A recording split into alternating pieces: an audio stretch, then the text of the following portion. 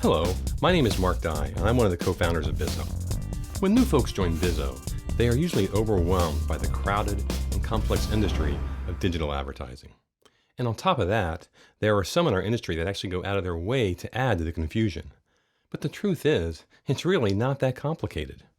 This is a picture that I've been drawing for the past couple of years to help new folks at Bizzo understand the space.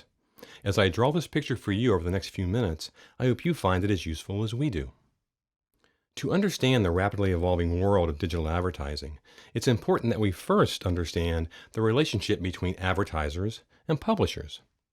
What began as a simple, direct two-party partnership between a buyer and a seller has evolved into a multi-tiered network of distribution and buying channels that at the end of the day is still just about buyers and sellers and how they transact. On one side of the board, we have advertisers, over here, and their goal is to simply communicate with and ultimately influence their target audiences. On the other side of the equation, we have publishers, over here, and their goal is to create compelling content that will attract an audience the advertiser is seeking to reach. This is basic advertising 101. Now, in a direct two-party transaction, we typically have an agency here that represents the advertiser and helps them communicate with their target audiences. They create media plans consisting of the right publishers that represent the right audience. Within those agencies, we have media planners. They work directly with publishers and their direct sales force to find the right audience and ultimately execute the media buy. But the internet created a unique challenge to this model.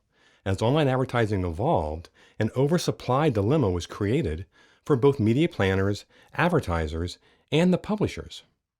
The explosion of new and traditional web publishers created a supply of inventory that grew at a much faster rate than demand, and therefore could not be efficiently consumed by advertisers. As a result, it was not uncommon for 40 to 60% of publisher internet inventory to go unsold to advertisers. In direct response to this oversupply, another group known as ad networks quickly emerged. Ad networks aggregated this unsold inventory and categorized it in a way that could be easily consumed by media planners.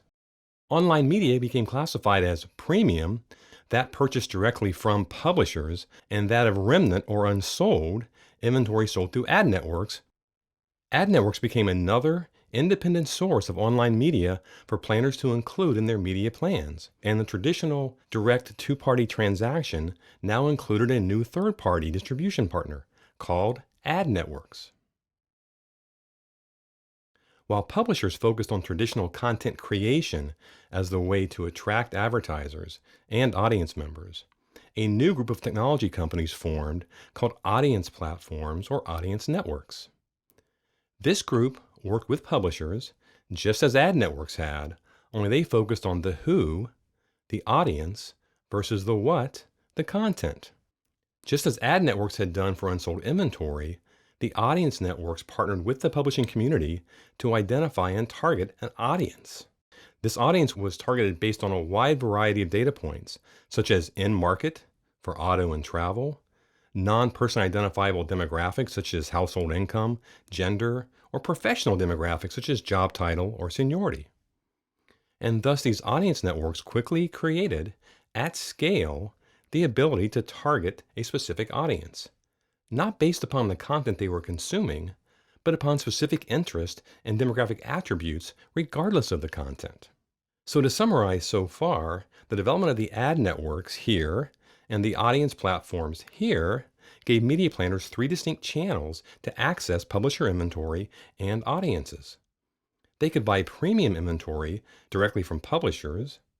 They could buy remnant or unsold inventory categorized by an ad network, or they could buy audiences independent of content from an audience platform over here. So that's to close the part one, the publisher direct, the ad networks, and the audience networks. In the next chapter, we'll cover the DSPs, the SSPs, and the trading desks. All for now.